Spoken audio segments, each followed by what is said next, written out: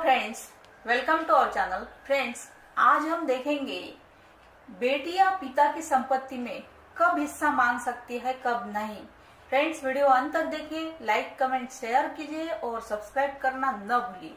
तो चलिए जानेंगे बेटियां पिता की संपत्ति में कब हिस्सा मांग सकती है।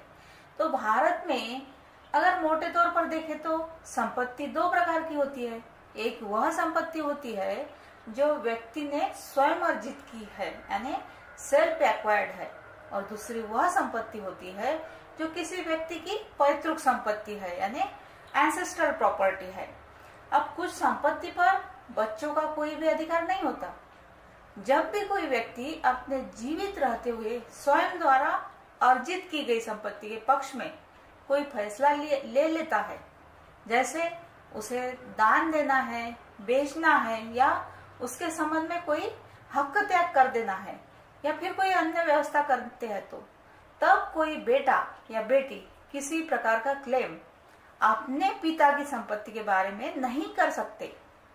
अब कोई व्यक्ति भले ही अपने जीवित रहते हुए अपनी स्वयं द्वारा अर्जित की गई संपत्ति यानी सेल्फ एक्वायर्ड संपत्ति के बारे में कहीं कोई वसीयत कर दे, इसके संबंध में भी वह व्यक्ति पूर्ण रूप से स्वतंत्र है।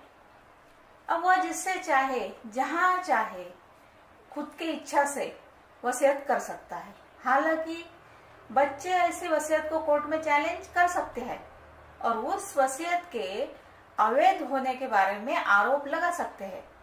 पर अगर जांच में यह पाया गया कि वसीयत वैध है, यानी जो विल है वो वैलिड है, तब बच्चे मुकदमा हार जाते हैं।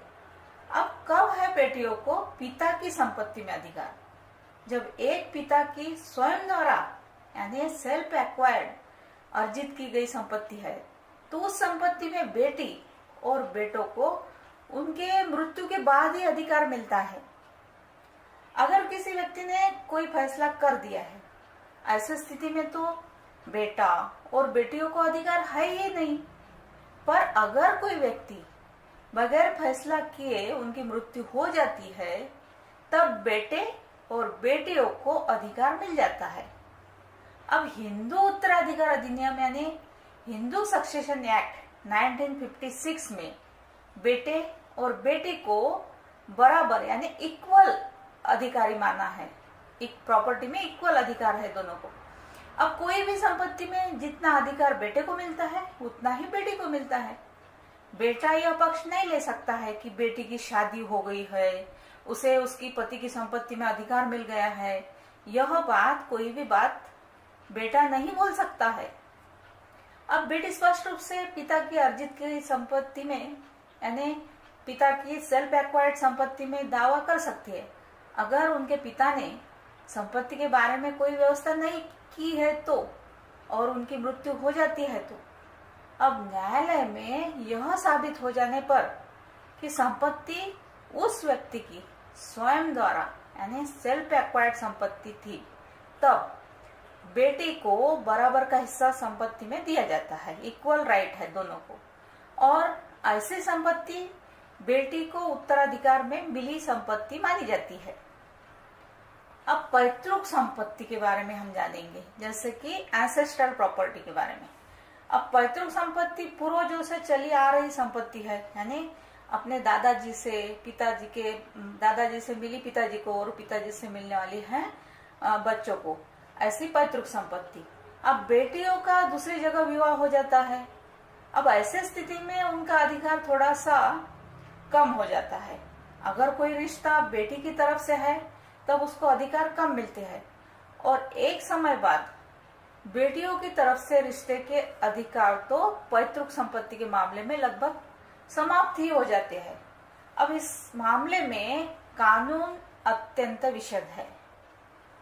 अब इतना समझ लेना चाहिए कि पैतृक संपत्ति के मामले में 1 से 2 पीढ़ी के बाद बेटियों के अधिकार लगभग कम हो जाते हैं। पर 2005 में हिंदू उत्तराधिकार अधिनियम यानी हिंदू सक्सेशन एक्ट में कुछ परिवर्तन किए गए हैं, यानी चेंज हुआ है इस कानून में, और अब एक बेटी को भी पैतृक संपत्ति में लगभग बेटे के ही तरह से यानी इक्वल राइट इक्वल अधिकार प्राप्त है। अब पैतृक संपत्ति के मामले में भी उसे बेटे से कहीं भी कम नहीं, बेटे से कहीं भी किसी भी तौल में कम नहीं आंका जाएगा, भले ही उसकी कहीं भी शादी हुई हो, कितने भी समय पहले हुई हो, कितने भी साल हुए हो, या फिर वह कोई भी पीढ़ी की क्यों न हो। बेटियों को कब नहीं मिलता है उत्तराधिकार, कुछ परिस्थितियां ऐसी भी है। अब कुछ सर्कमस्टेंस है कि जब बेटियों को अधिकार नहीं मिलता है।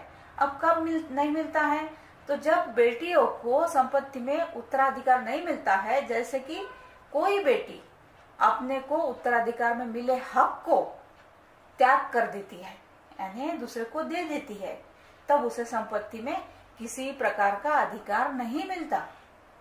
अब भले ही ऐसी संपत्ति उसके पिता की स्वयं अर्जित संपत्ति हो, यानी सेल्फ एक्वायर्ड हो, या फिर उसके पिता को पैतृक संपत्ति में से मिली हो। अगर बेटी में अपने हिस्से का त्याग कर दिया है और किसी पक्षकार के पक्ष में रिलीज डीड लिख दी है और उस रिलीज डीड को रजिस्टर्ड करवा लिया गया है, वो डॉक्यूमेंट को रजिस्टर करवा लिया गया है, तब बेटी किसी भी अधिकार को क्लेम नहीं कर सकती है। जब बाप बेटों को वसीयत कर दे, बेटों के नाम से वसीयत कर दे, अगर बाप स्वयं द्वारा यानी सेल्फ एक्वायर्ड प्रॉपर्टी है, तो ऐसी स्वयं द्वारा अर्जित संपत्ति की वसीयत बेटों के पक्ष में लिख दे और बेटियों को पूर्ण रूप से खारिज कर दे, ऐसी वसीयत को रजिस्टर्ड भी करवा लिया जाए, तब बाप यानी उनके पिता के मृत्यु के बाद बेटियों को संपत्ति में किसी भी प्रकार का कोई अधिकार नहीं होता है। फिर वे अपनी संपत्ति के संबंध में कोई भी अधिकार की मांग न्यायालय में जाकर नहीं कर सकती है, क्योंकि उनके पिता ने ही उनको बेदखल कर दिया है और संपत्ति पिता की स्वयं द्वारा अर्जित थी, यानी कि सेल्फ एक्वायर्ड थी।